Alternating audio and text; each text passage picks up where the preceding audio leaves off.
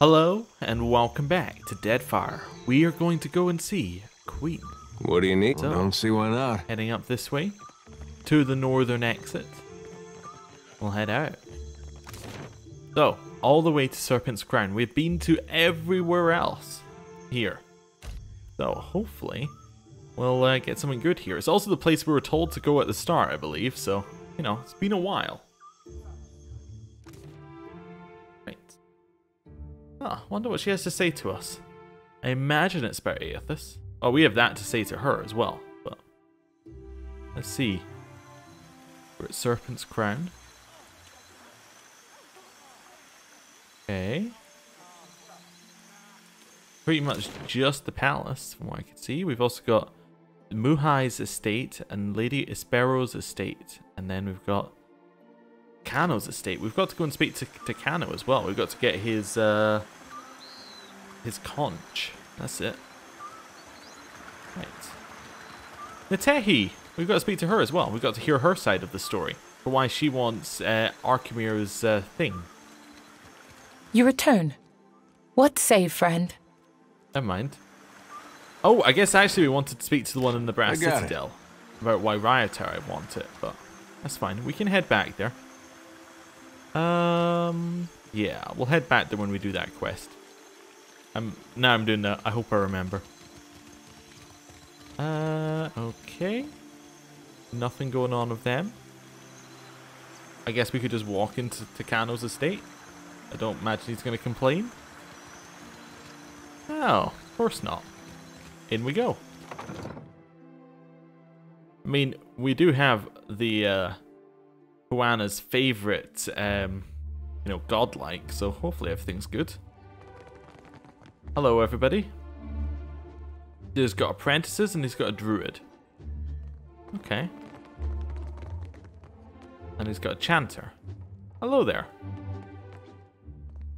An older Mataru man stands ringed by younger Huana, apprentices or pupils it seems. His robes shimmer with a quartz beading.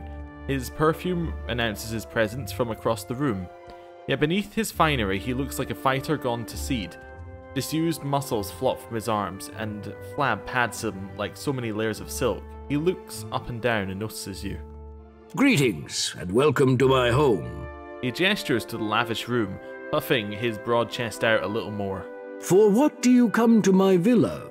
Beaming, he spreads his arms wide. Is he going to do this every time? Taukano continues grinning at you, oblivious to Olaf's irritation.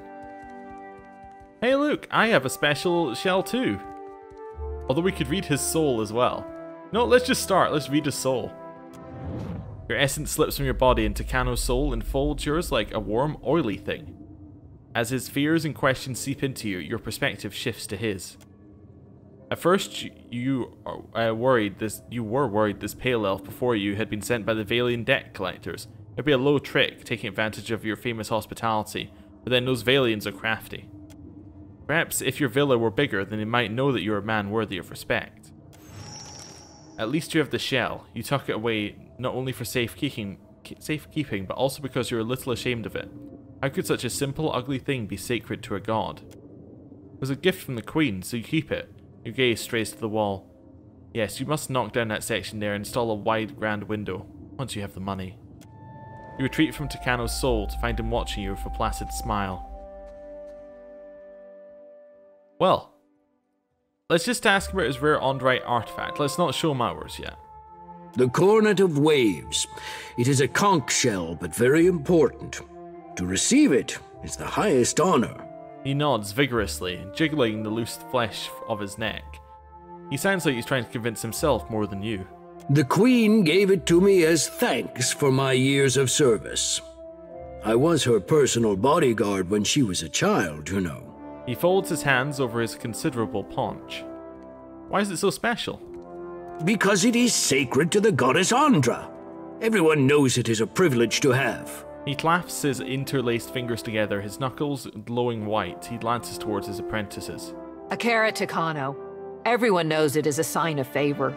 She snaps too, her response as sudden and automatic as though Taukano had just given her an order. He gives the apprentice an appreciative nod.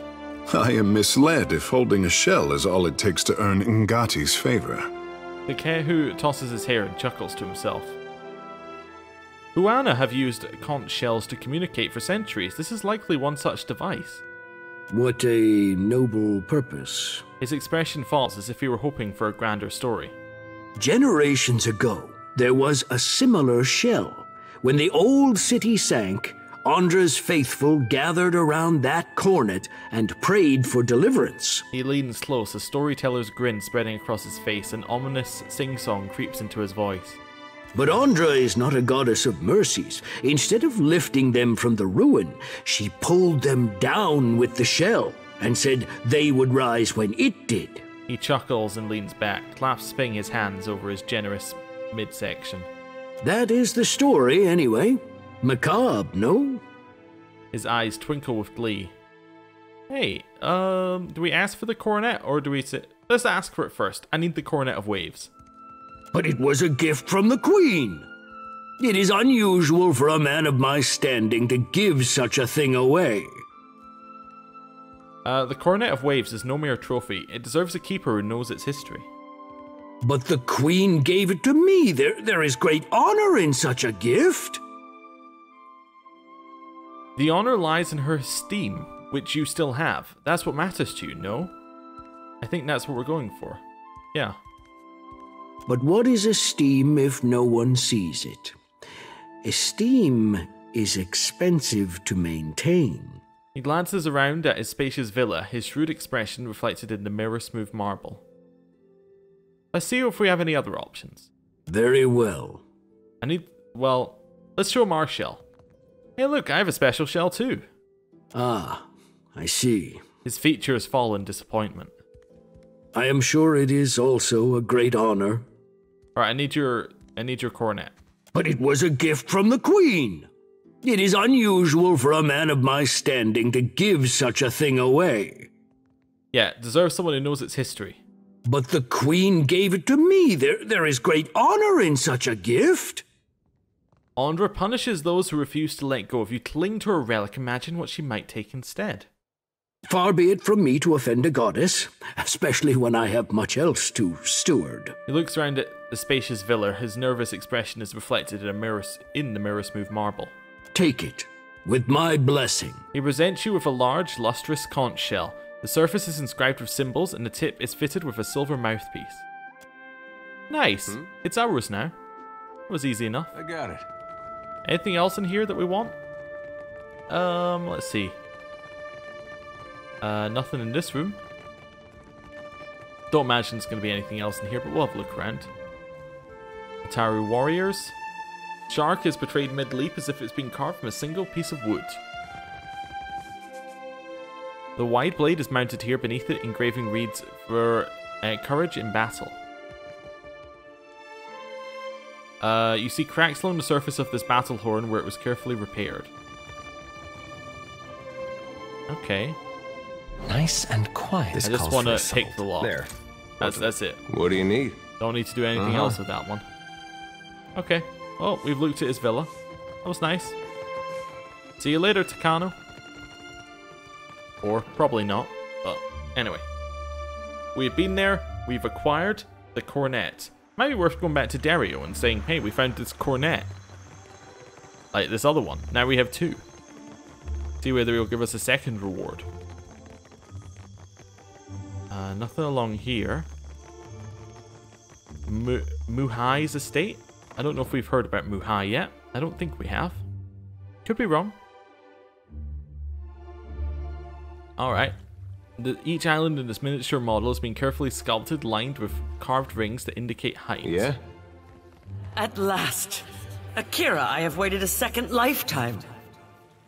Oh, it's the spirit. Hello. There you are. The spirit tilts her head, considering you. After a moment, she reaches a hand towards you. To reach out our hand. Your hand passes through hers. She lets out a soft sighing sound and draws her hand back. I did not expect to wait so long for Rikuhu's messenger. Or have you come as Barrett's usher? The foreigners twist even our gods. Should you not be a dwarf? Well, I'm not the usher, I'm a watcher. Akira, I have not met one before. Nor will I again, I think. But you are here to take me away, are you not? Well, I refuse to go. Never will I move from this place until justice is done. She stamps her foot soundlessly. I follow Magrin's way. Yet sickness took me before my time. I died alone and without honors. It must be put right. My body cannot be left here to rot, forgotten. I feel it there like an itch. Who were you? I have been many things. And in performing my duties, I brought honor to my caste and to my kin. A sea captain, a great explorer, trusted advisor to the Queen herself. Now, that is before I left the sea for the mountains to make maps and guide others. Chief navigator, that is what I made of myself. Do you know where you are? I can see nothing in this place of death but distant lights. But I feel I must be close to where I died. I have not taken one step since the darkness came.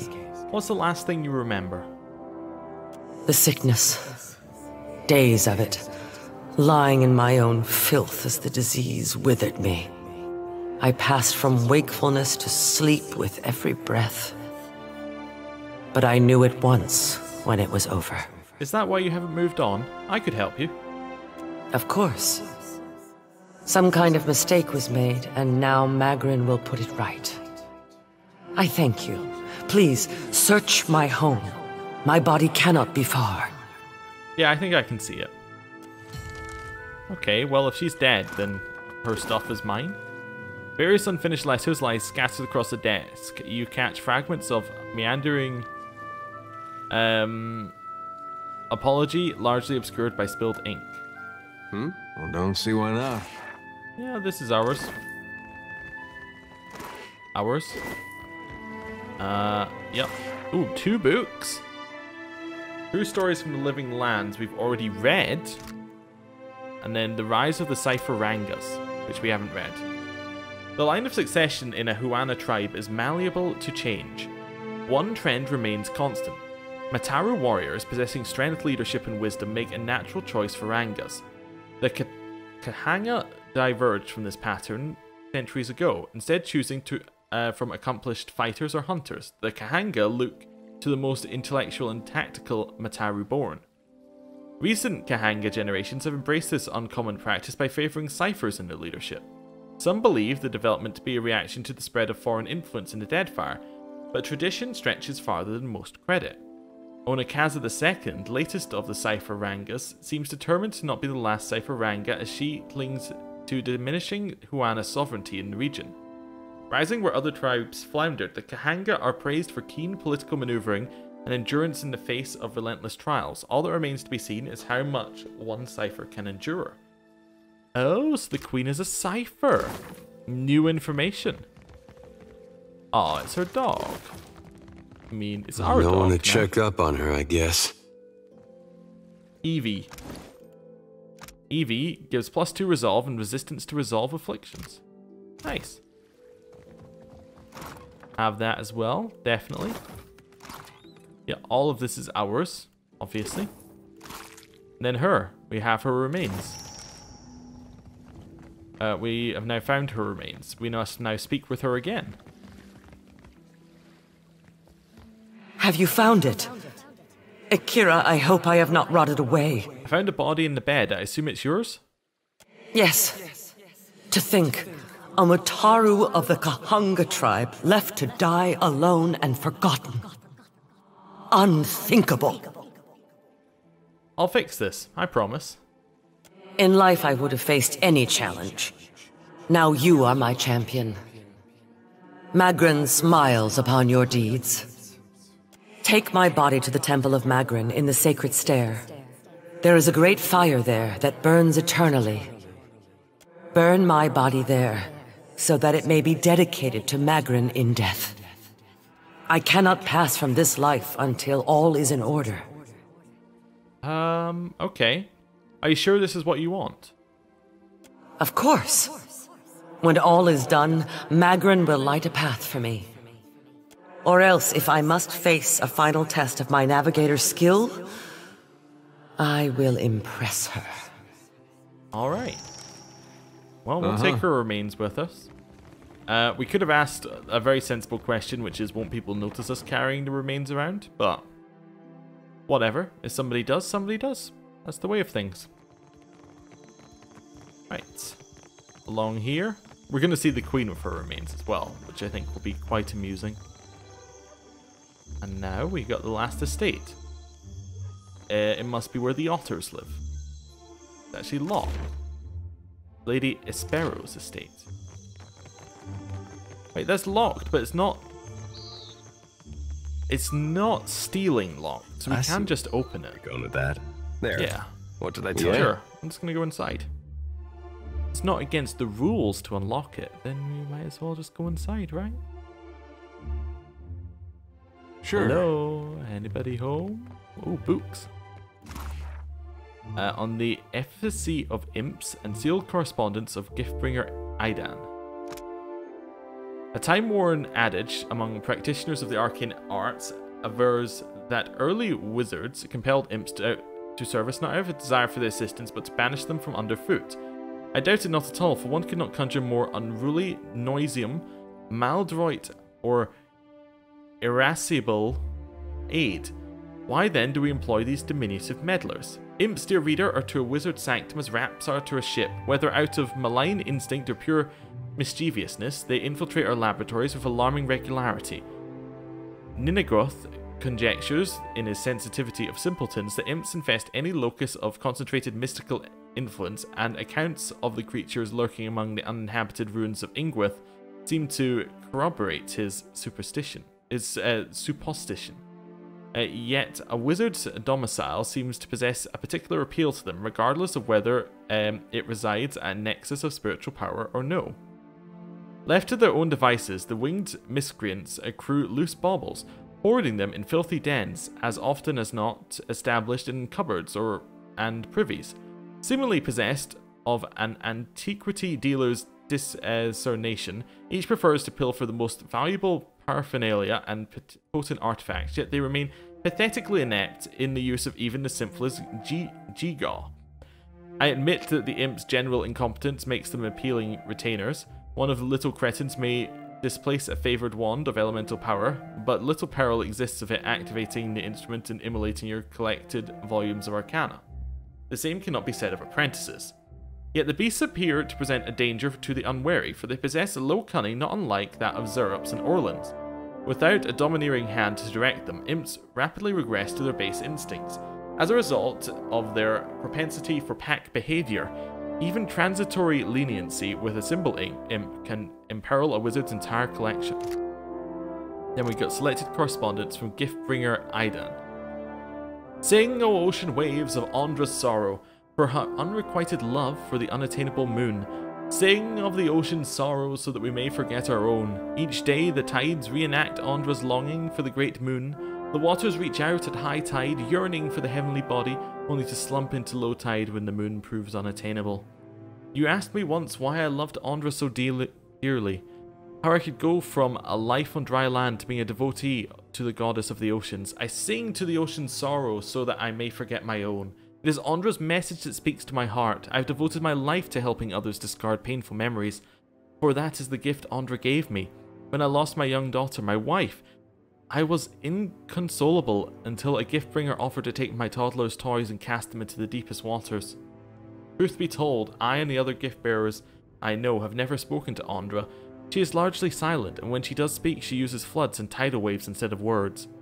But we sing of the ocean's sorrow so that others may forget theirs. Andra's story, the story of desire unanswered, actually matters to people like you and me.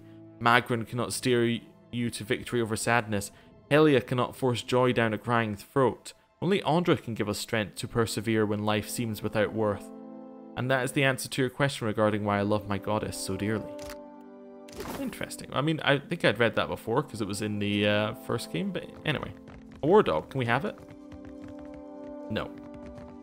There's many war dogs. Yeah, we'll have that.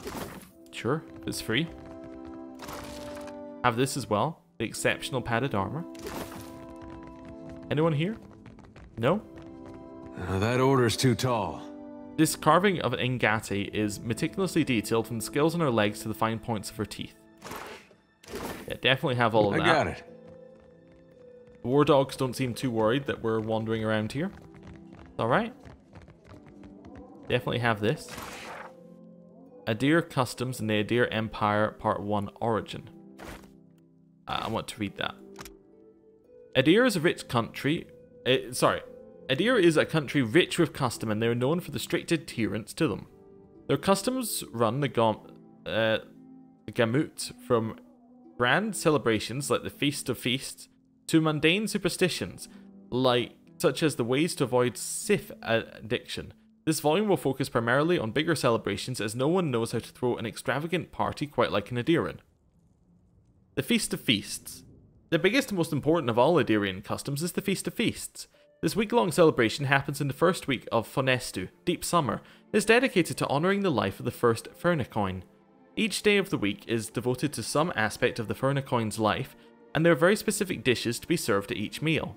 The Feast of Feasts originally began as a festive celebrating the birth of the Furnacoin's first son, and soon became a yearly occurrence during the week of his birthday. Currently, Adirians simply use it as an excuse for a party and pull out all the stops in an effort to outdo the previous year. And least you wonder, as I did, which Furnacoin is honoured during the Feast of Feasts. It is always the current Furnacoin, for each Furnacoin is the first and only Furnacoin. Furnacoining. Anyway. Sweet Treat. A special custom that arose at some point during the Feast of Feasts, Sweet Treat is used as a way to keep children occupied so the parents could dine in peace. While it's still used for that today, significance has been added to it. Each treat is placed in a container, usually small metal boxes, and hidden somewhere on the property. After everything has been hidden, the children are sent out to find the treasures. It is said now that the hidden treats represent Glenfathan artifacts, and the children are the explorers, bringing the riches back to the new and rightful owners. Carnival of the Mask. When the original colonists for Edir travelled to new lands to found Adirwood in the name of the Adirian Furnacoin, they've encountered the Glenfathan people. The Carnival of the Mask celebrates this meeting. Originally it was merely an informal reenactment, as a play, of the tensions between the Glenfathans and the Adirian settlers, but it has since evolved into much more than that. Participants choose sides and come dressed in elaborate outfits, depicting which group they have decided to align themselves with, Adirians or Glenfathans. Everyone attends a masquerade ball, and this party replaces any semblance of the play that was presented. Winter's End. Winter's End was never anything more than an excuse for a celebration. It hasn't changed in all the years since it existed in Edir.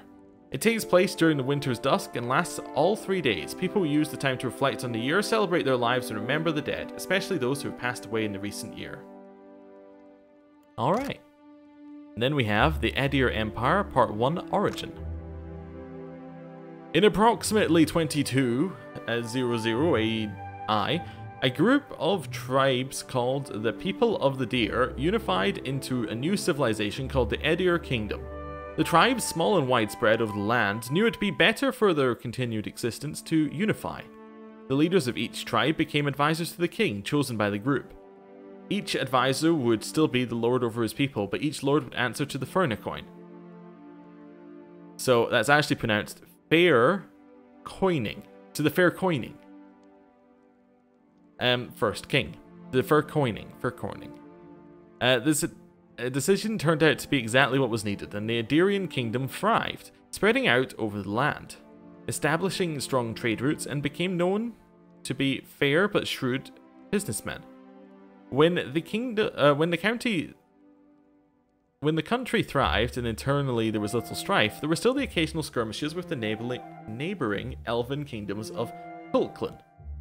Not long after the kingdom was formed, the Adirian people began studying animancy, still largely unknown at that time. It was an exciting, terrifying new realm that the Adirian scholars saw great potential in. This potential came to bear fruit in 2260 AI, wherein a group of animancers working together transferred the soul of a recently departed man into another body, creating the first of what would later be known as the Undead.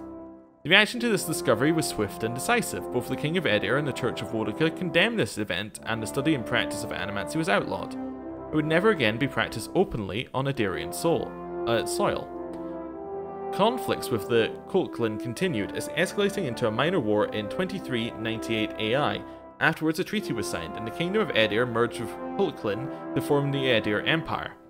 With the political and military strife now settled, the Edir Empire would become an economic powerhouse, able to provide resources that were hard to find in other parts of the world. Their trade routes became some of the most lucrative in the world. Alright, cool. Again, I think that one was from the first game as well. In fact, I'm 90% sure that one was in the first game. Right, so let's head up. Oh, I thought it was going to be actual stairs, but I forgot this game can have multiple levels without needing that. Bookcase. Moons of Eora. We've read that one. In fact, that's the third time we've seen that book.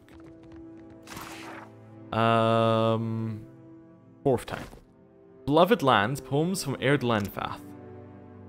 We've read that as well. Yes. And a box. Cool. All of that stuff's ours. She's not home. That's fine. We read some books. That's what matters. Right, back to Serpent's Crown. And I suppose we could go and see the Queen now that we've gone to every other building in the place. Right. Little quick save. Go see the Queen. Although, what's over here? Hunter or prey? We got two people. Nungata was the first one to speak to us, so hello. A woman with skin like hardened sailcloth sits upright and stares off into the distance, her lips held in a tight and thoughtful pinch. She blinks and sits straighter when you cross her view. So, it will be you, then. Her hand strays towards the sheath at her side, but she holds her gaze evenly. What? You do not know what I talk of, Akira? Then I owe you an apology. I have collected many foes over the years. Some of them would sprint up the mountain to see me push through the jaws of the great eel. She exhales and moves her hand back to her lap. Who are you? You do not recognize the great huntress of the archipelago? Ah, the candle of infamy burns too bright and too fast. As Nungata Whale Splitter, I cleared the jungles and seas alike of slippery creatures. I earned my foes later, when I hunted a deadlier prey. She winks. Men? Lots of men? Ha! Bounties, you wild ibex. He chuckles to herself and turns away, raising her hand to hide a blush. It's been years since I tossed a harpoon, so now I stay abreast of what bounties need filling. That's Mataru retirement for you. What bounties do you have available? Interested in taking up the trade, are we? Nungata thumbs her chin and smiles as she considers. I warn you that I deal in the heads of the exceptionally dangerous. A lady needs standards, after all. She raises her brow and searches for any sign of hesitation. In that case, I look forward to getting started. Enjoy a challenge, do we? Mark of a good hunter, I say. Let's cut your teeth on clever Bena, infamous dwarf mystic of the obscured. A scavenger, I say. Picks off those who trust her for an evening, and then pockets their coin when she's bled them out.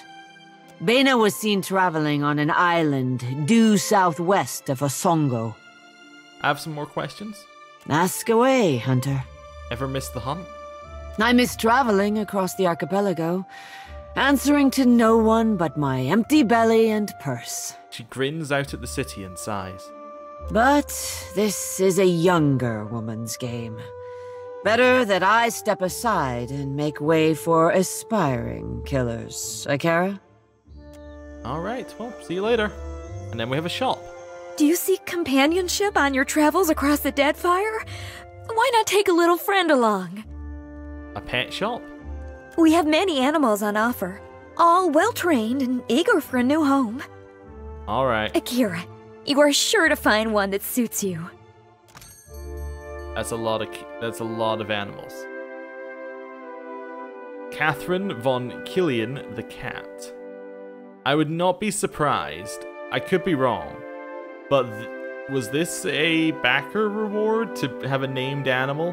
I'm getting the feeling it might be. I'm definitely getting that feeling. Just looking at the names, you know? We're gonna buy them all eventually, but not right now. We're keeping our cash. Right. Pet shop. Queen's Palace. There's a better name for this area, but I've forgotten it, so we're just gonna go for Queen's Palace. Right. We have now been everywhere. Absolutely everywhere, except into this palace. What's in the front door? Yeah. Well, I'm just gonna go in. Hold a moment. You may visit the palace and its shrine, but be warned.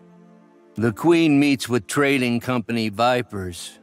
Take care you are not bitten. I have information for the Queen. You will find her in her throne room through the door behind me. Inform the guards of your purpose. Whether the Queen will hear you above the baying of her guests is another matter. The guard gestures towards the door, dismissing you. Alright, then we go. Okay. Well, we'll see if the Queen will see us.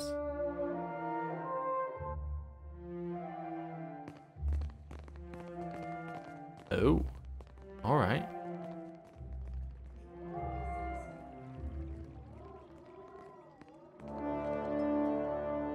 While I am flattered by the esteemed Hazanui's confidence, I must wonder how my people are meant to have destroyed an entire colony overnight. The Valian dignitary aims a withering look across the aisle. A middle-aged woman with a square jaw and tar-stenched teeth meets it. You tell us.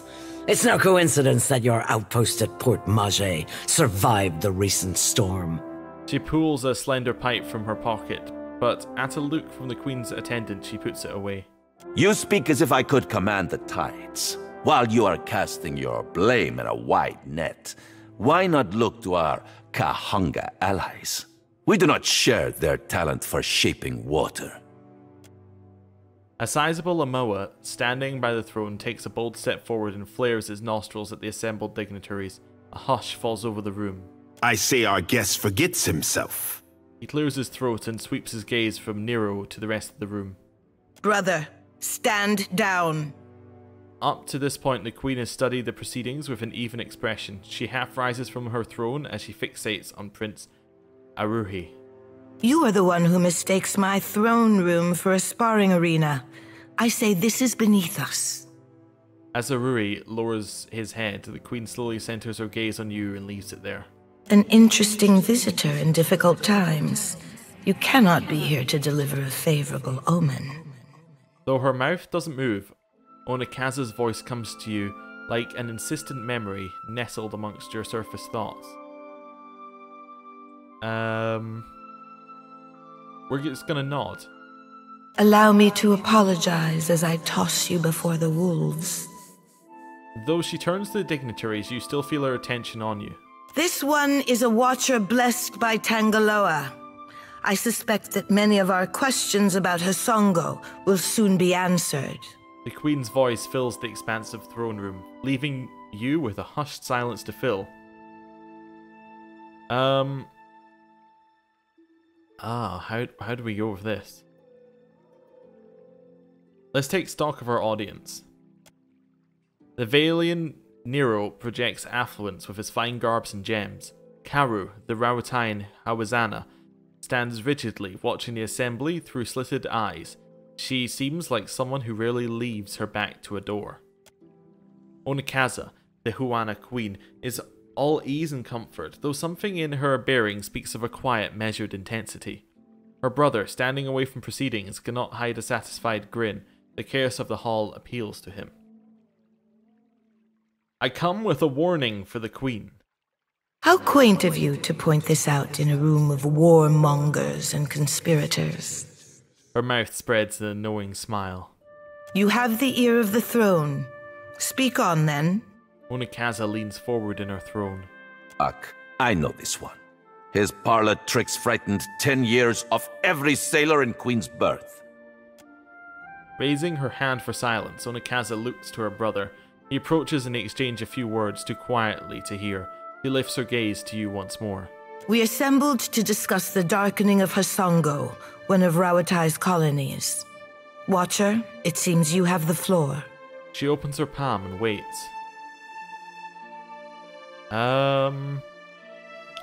Which one do we go for? So, we could say, forget Hasango, I seek the giant who crosses through these waters. We must do something before Aethys tramples yet another settlement. It's possible Aethys only paused at Hasango on his way to parts unknown. Or Port Mage suffered similar damage when Aethys passed through. You know what? Let's go for... I was going to say let's go for forget, but actually, we must do something before Aethys tramples yet another settlement. Huh. What sailor's tale is this? There's no sane explanation for what's been happening. You keep waiting for one, it'll be too late. Does tilling the soils of the Eastern Reach drive all men mad? You sound as crazy as the Dawnstar Dreamers. She looks at Edier the way one would look at an especially rabid but fascinating animal. Have you not heard the rumors, Karu? An Adra Colossus marching across the sea. Sailor tales, but credible ones. Nero crosses his arms, looking distinctly uncomfortable. How came a Watcher from half the world away to be involved in these happenings? Enlighten the court.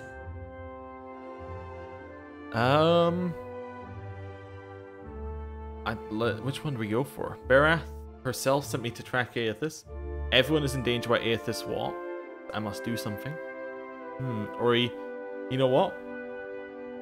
Aethys emerged from beneath Caed Nua, my castle. He made this personal. Silence descends on the hall. Courtiers and delegates eye one another, seemingly gauging which of them will be the first to laugh. A stern look from Queen Onikaza turns every questioning glance to stone.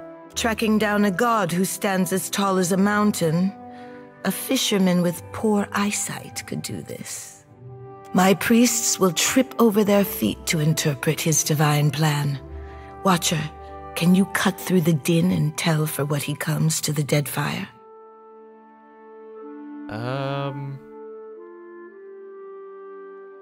I think maybe we'll go for the last one. Well, either the gods are no mystery, Aethys will answer for his actions, or whatever Aethys is here to accomplish, I'll get the truth. You know what? Actually, I think we're all about the truth. Whatever Aethys is here to accomplish, I'll get the truth out of him. I believe our course is clear. We will send the Watcher to Hasongo. Onikaza spreads her hands, calmly assured of her reasoning. Set sail to the west of Nekataka. I would tell you to keep a weather eye out for a lighthouse, but the God of Light did not appreciate competition. Something to add, Hazanui? You have an eager look about you. She believes herself entitled to my ear, I say. Onikaza's gaze wanders back to you only briefly. Only that Hasongo is a Rawataian outpost. It would be useful for the Watcher to take one of ours along. She inclines her chin at a woman standing nearby. Ma'am? A composed Amawa stands at attention, her furrowed brow cleaving down otherwise warm features. By her feet, a colourful bird preens itself without concern. A hunter? Or a ranger, whatever they call them in this one. That's a new companion, I can feel it. Maya's an expert sailor and a better sharpshooter. The best the Brass Citadel has to offer. She looks you in the eye and gives you a slow nod. Whatever comes your way, she'll see it first. If it gets me and Ashiza out of diplomat duty, we'd set sail with a drunk scolder at the helm. Maya sighs with resignation and nudges her bird affectionately with her toe. Ak, perfito. Do you mean to stop Aethys by shooting him? Seri Pelagina will go with the Watcher. Show him how the Republic's handled things. Yes! Nero waves airily. The guard behind him coughs politely. Your Excellency, Palagina Messerai has been banished? She has been seen in Queen's berth. I can have a report to headquarters. Nero silences the guard with a withering look and a sharp gesture. You should feel no obligation to take on additional crew. The choice is yours. Yeah, I'll take on Maya. Always good to have a rifle on hand. Say the word and I'll shoot the tip off a green boy's nose. Ishia, or Isa looks up at Maya and warbles something agreeable. You're making a mistake, Watcher. In times like these, trustworthy allies are the most valuable asset of all. What do you mean I'm making a mistake? I want both of them to be my companion. Is that not an option? Calm down, Nero. I'm sure you'll get one of your spies in place eventually. A lazy half-smile tugs at her mouth. Did we just lose Pallegina?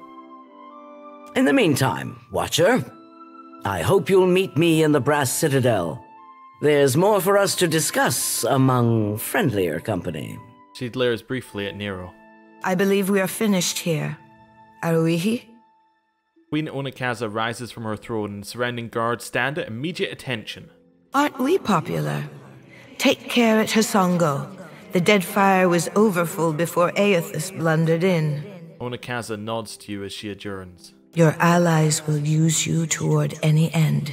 Do not give your trust lightly. Onikaza clears her throat and sweeps the room with her gaze. I say it is beyond time our guests lick their wounds somewhere else.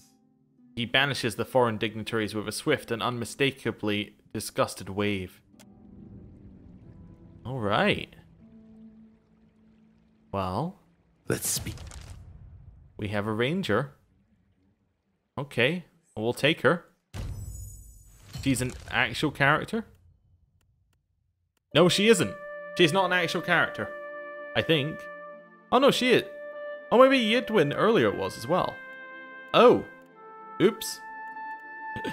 I just assumed that they were all the same, but I didn't even realize Seraphim was in that list. So they could be proper, because Constantin is not a proper character. How do I figure out the difference? I don't know. You know what I'll do? All of these guys are dismissed. I'm going to bring in these ones. And we're going to have a look at them. And then that'll tell us. Watcher, while we have the chance. Okay. So, I just want to go in here. Is there any... Yeah, okay, so she's the only real one. Yeah, Yidwin is not a real one. Okay. Because you'll see here, we only have reputations for this one and this one. So what's she like? She doesn't like animal cruelty. She doesn't like people who are pro-Huana. She is dutiful, light-hearted, provincial, pro-Raritai, and resourceful. Okay, interesting. I would love to change my party again, but that's not an option, but that's fine. We should level up Seraphim, because he's here. Seraphim, all about that stealth, all about that metaphysics. Right, and then we get the next level of his stuff. Mind Lance impales a target with a lance of pure focus, inflicting major pierce damage with it to all in the line of attack and interrupting enemy actions. Interesting. Silent Scream as a psychic howl in the target's area, stunning the target as well as dealing raw damage and interrupting all nearby enemies. Wild Leech latches onto some characteristics of the target's psyche and drains them, granting the same amount of bonuses to the cipher. Applies a lower tier affliction. Oh, okay. Interesting. Pain Block. So this one grants somebody Robust, which is 10 health restored per 3 seconds, 2 armor rating and constitution. I quite like that one. That's a good heal. For a single person heal. And body attunement. Oops, sorry, I hit my mic there. The cipher probes the mind and soul of the enemy target, finding strengths of its defenses and stealing them for their own. Drains a portion of the target's armor rating and it gives it to... Yeah, that fits in with what we're doing. We're doing a lot of debuffs. So we got greater focus and we got tumbling. Yeah, I think we're taking those two. Definitely. It goes along the current path of a little bit of buffing, a little bit of debuffing. And then, Maya, we're going to level up. Let's give her... She's got a lot of stealth as well. I guess we can give her stealth. Then survival, I guess, is fine. Yeah. So we got marked... So... Oh, at level 1, because of course she's a new one, and she is coming from level 1, so she has a bird companion, so she gets a bird. Okay, that's fine.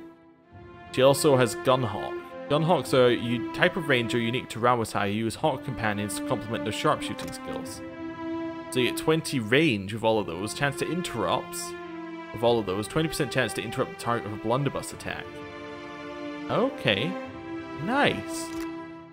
So, starts with Wounding Shot, which is a full attack which deals weapon damage over time. Nice. Marked prey, so we can have a hunter's mark, basically. So it marks them, gives accuracy against them, which increases the chance to crit and increases all of that rubbish. Anyway, marked for the hunt. So, plus 10 accuracy against marked target and transfers on kill. I like that. Yeah, I like that quite a lot. So it's basically plus 10 accuracy forever. Oh, and Bond must be her, what's it called? Brain is blanking on that. Resource, that's the word I was looking for. Merciless Companion, 30% damage against sneak attack, vulnerable targets. Don't really care about sneak attack. Resistance to intellectual afflictions, resistance to perception afflictions. That's for the companion only. Resilient gives it more armor rating, so it'll live longer. And then Vicious increases its damage and gives it penetration. Okay. Go for Unarmed, Arms Bearer, and Fast Runner.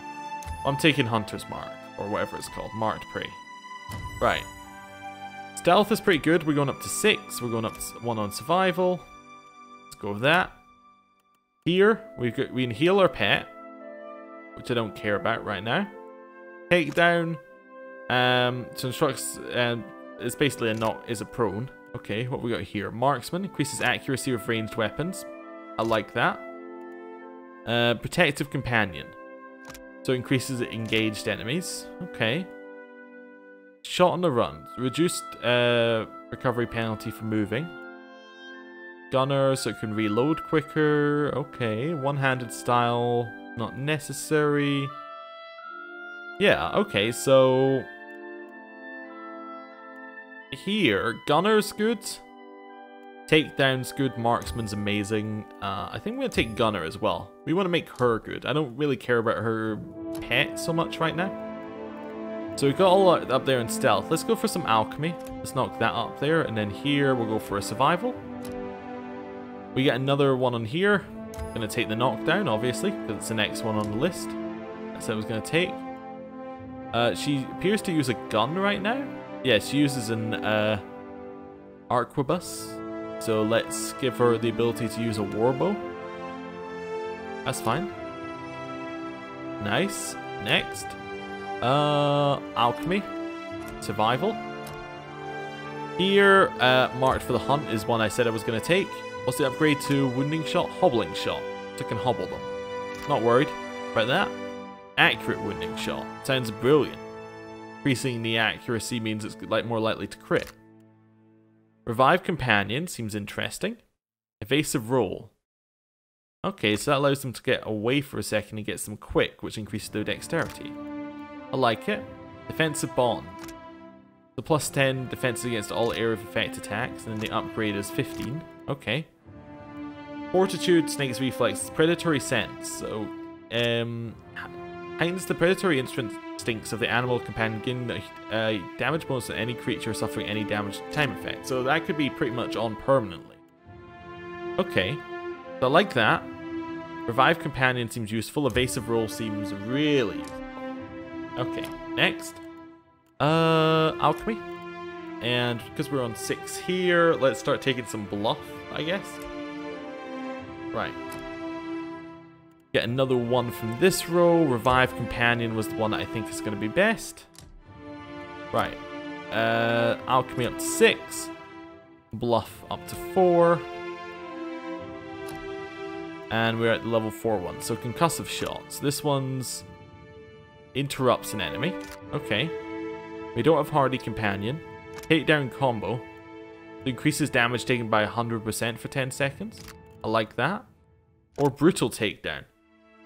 So that grants penetration on the attack. And then what we've got? We got this one which we can't take, which is Stalker's Link, which gives 10 accuracy if the companion is attacking it. Nice. Or tumbling. I like the 10 accuracy. I like continuing going towards the end. But the takedown combo sounds useful as well. Let's go Protective Companion, and then we can move up to... oh wait, we can just take Stalker's Link there. Perfect. Exactly what I was looking for, really. And that is Maya. Done. Yeah, that's good. Other two I'm not going to level up.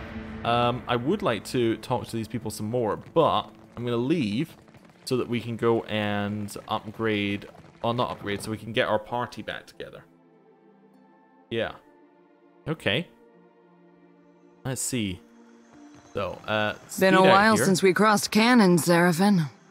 Since the gentleman outsailed that Rawatai scow off of Hasongo, if I rightly recall. Us sharing a crew saves me a bullet I'll need elsewhere, so thanks. Any time, lass. I go to the wrong place. I went to the wrong place, but that's fine. We can leave via this route. I just need to go to a shop. Not shop. I need to go to a tavern to switch out. So we'll head to Queen's Birth, and we'll head to the Wild Mare. Yeah. And that'll allow us to do a quick switch out. A group of Prince Peace sailors approach you in the streets. Oh no. But I have people I haven't leveled up. Really? Hello? Ventre, a moment. A tall, wiry man blocks your path. He wears a sly smile as one might wear to the most comfortable routers. I saw you speak to my dear amico Degnos, so I thought to myself, why, Talfor, you must meet him too. Arrayed about him are a group of Kith, well armed and armored. We could just punch him. That seems like a bad move. Your errant boy lost his satchel. I'm returning it to him. That is good to hear. So rare it is that I am glad of a stranger's interference. Talfor renders you a slight bow and a crooked, almost jesting smile. Would you like an escort to Queen's Berith, Ventre? You never know what rough types may be about, and I would hate to see you waylaid. I'll be on my way if you wish to follow. That's your business. A gracious offer. We accept. He nods to his fellows who smile and murmur agreement. Per Guano, let us be off. Alright then. I was trying to avoid combat very deliberately, because we don't have our party with us. Oh dear. An old salt swaggers in with a ship's wheel sticking out of his pants. It's driving him nuts. New swabby be asking a first mate, do galleys like this be sinking often? Usually it's just the ones. Even Ishi knows that one. Oh, gods, lass, you be no fun at all. Alright. I do like having those two together, actually. We'll think about it. I'll think about it. Excuse me? Oh, it just told me they leveled up again. I was like, what? Why? Why would you tell me this? Doesn't make a lot of sense, really. Back here we go. And we can speak to Gentile. Hello. Yes, we need to speak to him. Now, what can I do for you? You see Show anything you... for sale? I would like to switch out my party. So, goodbye. It's about time I went my own way. Useless. Right. Edior comes with us. He has to fill a slot. Seraphin, I'm afraid I still don't want you to come with us right now. Zoti, Takehu, or Aloth? Takehu, because I'm going back to the palace. I'm going to ditch Zoti and bring Aloth. Hey there. Okay. That's fine. Hey there. You know what? We haven't rested in a while. Hey! Akara, have we met? I didn't even realize we had more things here. I was just expecting to be the shop. Oh, have you forgotten our little altercation so soon? How convenient for you. He levels Takehu with a steely glare and begins to count off on his the man's indiscretions on his fingers. Last you were here, you got drunk as a hagfish in a barrel of mead. Are you gonna say nothing? Akara, as if this pit could afford good honey wine. Takehu furrows his brow. Then, when I refused to serve you any longer, you stole a bottle of my finest wine from behind the bar. Continue saying nothing. Akara, how could I let you poison your clients? Ngati is not deigned to bless a drop of what passes through here. You drank it all, then clambered onto the stage, pushed the dancer off, and serenaded the crowd with a sloppy rendition of my Wahaki. Wahaki. An aggressive and isolationist Huana tribe, the Wahaki have constantly pushed back against Valian Rarotongan efforts to expand into the outlying islands of the Deadfire archipelago. Mawahaki. Clamber? These legs do not clamber. Takehu grits his teeth and points to his thighs. Apologize.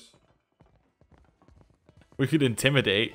We're going to continue saying nothing. Then, when I shoved you out the door and told you not to come back, you tried to kiss me. Though he looks as if he's about to protest, Takehu thinks twice and holds his silence. Frankly, I'm surprised someone hasn't killed you yet. Jintail plants his hands on his hips and does his best to loom with the large Amawa man, though the effort is less than impressive. I'll vouch for him. Then I suggest you keep an eye on the bill. Maya smirks and folds her arms. Okay, because she likes resourcefulness. All right. But if he gets up to any more mischief, it's your purse on the line. Akara, punish me appropriately if I misbehave. I'll hold you to that, you slippery bastard. Jintail turns away with a huff, a faint blush colouring the tips of his ears. Alright, well, you see anything? Back to the shop where I wanted to be. Yeah, I just want this one. +1 to all skills. Thank you. That's fine, let's make sure we have a party set up. So, in this setup, it's gotta be this. We have a bird as well. I guess it could be this. That's okay. I like that setup. That's okay. Means that side's a little bit weaker. Means Eddie is pretty much out there as the only tank, but that's fine. Right here. Be right there. Right. Well, let's speak to Maya. I know exactly what you're thinking. Maya folds her arms and clicks her tongue against the roof of her mouth. What's that? You're asking yourself, how did I let the Royal Deadfire Company plant an informant in my crew? She chuckles to herself, but there's a note of resignation to it. My superiors might expect me to report in from time to time, but don't read too much into it. You're not the only big thing happening around here. I'm in this for a lot of information, a little diplomacy, and plenty of target practice. She opens her palms and shrugs. Well, what if my actions damage the Royal Deadfire Company? This whole campaign is a risk-benefit analysis. The Navy knows you're a gamble, and they're factoring in all potential losses. Maya wipes a line of black powder from her cheek. Rawatai is here to do some good work, since the Huana can't seem to do it themselves. Maybe just try and stay out of our way. At least you're upfront about spying on me. Better that you hear it from me than someone else, right? The company isn't in the business of reassigning officers outside of the mission unless they've got a damn good reason. And you are a damn good reason. Take the compliment. Well, I'm seeking Aethys. I want no part in trading company drama. Then I look forward to seeing how long it takes before you find yourself in someone's back pocket. Oh, guess you ought to meet the bird. Ishi is smarter than he looks, but don't expect him to do any tricks. She nods towards the colourful bird of prey hopping around your ankles. Ishi, come. Maya taps her arm with 2 fingers and clicks her tongue again. That's a good-looking bird. Edir raises one hand and waggles his index finger. Hey, birdie. Hey, birdie. Ishiza shows no signs of recognition towards Maya or Edir. Ishiza simply claws at the ground and investigates some bugs a few graceful hops away. Let's click her tongue, like Maya. Cocking his head, Ishiza turns to you with a mixture of curiosity and skepticism. Takes practice before he'll listen to you properly, but that's a good start. Edir nods at Ishiza, who bobs his head in response. Edir nods twice and the large bird replies with 2 head bobs. Edir begins tilting his head up and down. Ishiza follows it with vigorous full-on body bobs. Encouraged, Edir stands, bouncing his own body up and down, at which point Ishiza stops bouncing and watches Edir with hawk-eyed curiosity. Did your friend suffer a head wound? Maya frowns at Edir. Before we get into deeper waters, I've got a question. Maya clears her throat into her fist. You've got a ship and a title. Being captain means more than just wearing a big hat. A lot of tough calls to be made. I'm figuring out as I go, but yes. A crew can be like family. They can also be like a nest of squalling infants. Let's say your galley cook was fixing to organize the rest of the crew into a mutiny. How would you handle it?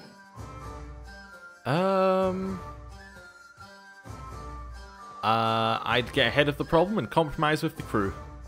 Sort it out as equals. Interesting. Of course, the only right answer is the one that works in a given time and place. I just wanted to hear yours. What's yours? Ask me again when I'm wearing the big hat. That'll be a different Maya. Maya. Okay, I was hoping she'd say her name at last. But enough about me. Glad to be aboard, Captain. Maya takes your arm and gives it a good pump. I had some questions. I've got some answers. You're one of Kanna's siblings? How would we ever know this? But okay. Kanna being the chanter companion from the first game. Sure am. And I heard that you two spent some time together. Funny how the gods toss things together. I heard tell that Kanna sailed off in search of whatever he didn't find in the Deerwood. They say he lit a fire under the Ranganui to speed up the taming of the Deadfire. Maya grins at this, planting her hands on her hips with pride. You clearly had some sway on his opinions, more than I ever did. Wish you had told Kanna to give up on the poetry. He's got no ear for it. Hey, I enjoyed Kanna's songs. If you want to hear a voice like a powder keg belting out Rawatayan anthems while you're running at a dragon, be my guest. Some of us find it distracting. I do with bullets what Kanna did with words. Just in case you were wondering, the comparison ends there. Maya tips her head and studies you to make sure the point came across. Hello, Ishiza. Who's a good bird? The bird cocks its head, his eyes reflecting a mixture of friendly recognition and murderous calculation. Uh-oh. That's his I'm hungry and you're wasting my time face. Better step back, Captain. How did you first meet the bird? I won a shooting competition at the Ranganui's estate. This was a few years before enlisting with the Navy. As a reward, he gave me the freedom of the Royal Eyrie and said I could take my pick of the warbirds. Maya kneels and strokes under Ishiza's beak. Stinkfeathers here kicked a rather pretty hawk off my arm so he could have me all to himself. Been inseparable ever since. Tell me about your family. Well, my parents came from the Deadfire. I'm getting a taste of my roots. Maya exhales and glances away. After they emigrated to Rawatai, their talents caught the Ranganui's eye. He saw them as this spectacle, this achievement of the old country, I guess. So they were honored guests. Not many Huana rose to distinction in Takoa. We were also curiosities. Even as we broke the same bread and tossed back the same wine, the Ranganui's friends always checked under the table to see if I had a tail. Kanna thought it was hilarious. I don't know. You don't have a tail, do you? No, I don't. Can't speak for all the tribes, though. Growing up in the Ranganui's shadow wasn't all bad. We had tutors and advisors at our disposal, and lots of folk from stranger parts than these. I spent my days learning to shoot, while my more academic siblings learned to express themselves. I leave you to judge who spent their time better. Well, let's be off. Alright, well, we have got a new companion, we have heard about Palagina again, and we may or may not have just given up our chance to have her in our party. And we need to go back and speak to the Queen and the Prince, and then we have to go and speak to the leaders of the trading company and the Rawatayan company. It's fantastic. Anyway, thank you for watching, and I will see you next time. Goodbye.